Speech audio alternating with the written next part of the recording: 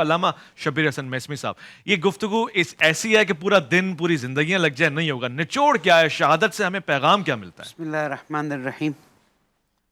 ذکر علی عبادہ، حق. حضور اکرم کا یہ قول.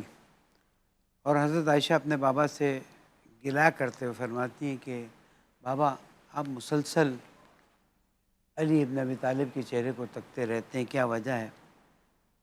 انہوں نے فرمایا کہ حضور اکرم سے میں نے سنا ہے کہ النظر علی وجہ علی ابن ابی طالب حق. عبادہ. سبحان اللہ. امیر مومنین علیہ السلام کی شخصیت جہاں جنگوں میں وہ بہادر و شجاع کہ بدر میں 35 لوگوں کو قتل کرے اور باقیوں کی بھی مدد کرے، احد میں رسول اکرم صلی اللہ علیہ وآلہ وسلم کی حفاظت فرمائے. اگر ہم خیبر میں دیکھیں تو وہ قلعہ اکھاڑا جائے جو 39 ڈیز تک نہیں اکھاڑا جا سکا. اگر ہم خندق میں آ جائیں تو ہم دیکھتے ہیں کہ اس کو قتل کیا کہ جس سے لوگ ڈرتے تھے. لیکن ایک وقت رسول اکرم صلی اللہ علیہ وآلہ وسلم نے دستک دی دروازے پر. بابا تشریف لے آئیے. جناب فاطمہ زہرا دیکھا کہ امیر مومنین السلام اور جناب زہرا دال چن رہے ہیں، صاف کر رہے ہیں. حضور اکرم تشریف لائے اور کہا کہ تم میں سے جو زیادہ تھکا ہوا ہے وہ آرام کرے، میں اس کی جگہ کام کروں گا. اس پہ مولا کائنات نے فرمایا کہ یا رسول اللہ، یہ آپ کی بیٹی ہے، مسلسل کام کر رہی ہے، ابھی میں تو تھوڑے وقت اس کو ساتھ دے رہا ہوں، ان سے کہیے کہ جائیں اور آرام کریں. اور پھر وہاں پر یہ بیان آتا ہے کہ جو اپنے گھر والوں کے کاموں میں ساتھ دے، اللہ سبحانہ وتعالیٰ اس کے گناہوں کو معاف کرتا ہے. ایک یہ واقعہ آتا ہے، ویسے لسٹ سے واقعات کی کہ مولا کائنات نے 25 سال بیکار گزارے. 25 سال میں کیا کیا؟ شہادت کی بات اپنی جگہ پر ہے، لیکن 25 سال وہ تھے کہ جو وصال رسول اکرم سے لے کر تو آپ کو جب ظاہری خلافت دی گئی. اس 25 سال میں مولا کائنات نے کنویں کھودے، یعنی لوگوں کے لیے پانی کا انتظام کیا، زمینوں کو سیراب کیا. آہا. اور امام حسن علیہ السلام فرماتے ہیں کہ جیسے ہی پانی کو آخری کدال لگتا تھا اور پانی اچھلتا تھا، انہی گدلے مٹے والے کپڑوں کے ساتھ باہر آتے تھے، کہتے تھے کاغذ دو، میں اس کو وقف کروں گا. آج آبیار علی جو مدینہ سے ہاں باہر جی ہے، ہاں، بے شمار ہیں، ایک نہیں. اور زہر اکیڈمی نے ہمارے استاد محترم کی زوجہ نے اللہ رحمت کرے کتاب لکھی اوقاف علویہ. 25 سال جو امام علی کے اس طرح سے ظاہر نہیں ہوتے. وہ بیٹھ کے انہوں نے نہیں گزارے، مسجد میں نہیں گزارے، وہ عابد تھے، وہ زاہد تھے.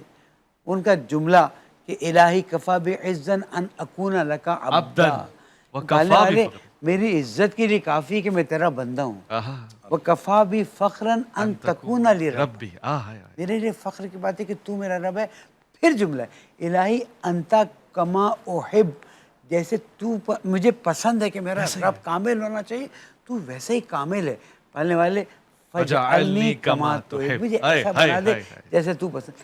ہمیں بھی اللہ تعالیٰ کی اطاعت میں مولا کائنات کے نقش قدم پر چلنا چاہیے تاکہ اطاعت صحیح انجام پائے، معرفت الہی حاصل ہے. آخری وقت کی شہادت کے وقت کے یعنی 20 رمضان کا واقعہ ہے کہ جب جراح نے کہہ دیا کہ اب مولا کے لیے سوائے دودھ کے کوئی علاج نہیں ہے اور دودھ لایا گیا، تو تاریخ یہ لکھتی ہے کہ کوفہ کے جو یتیم تھے وہ سب چھوٹے چھوٹے کوزوں میں دودھ لے کر آ گئے کہ میرے آقا میرے مولا کو یہ دودھ پلا دو، شاید بچ جائیں، شاید بچ جائیں. یعنی یتیموں کی پرورش آقا کے لیے اتنی ارزش رکھتی تھی، اتنی اہمیت رکھتی تھی کہ مدینہ کے یتیم کتنے لوگ مارے گئے تھے نا. دیکھیں نا، جنگ جمل میں مارے گئے، جنگ صفین میں مارے گئے، جنگ نہروان میں مارے گئے. اتنے ایتام تھے مولا کائنات نے سب کی پرورش کی. اور پھر جب امام حسن علیہ السلام، امام حسین علیہ السلام جنازہ دفنا کر آ رہے تھے تو خرابے میں ایک بزرگ گریا کر رہے تھے، تو امام دونوں پہنچ گئے کہ کیا ہوا ہے.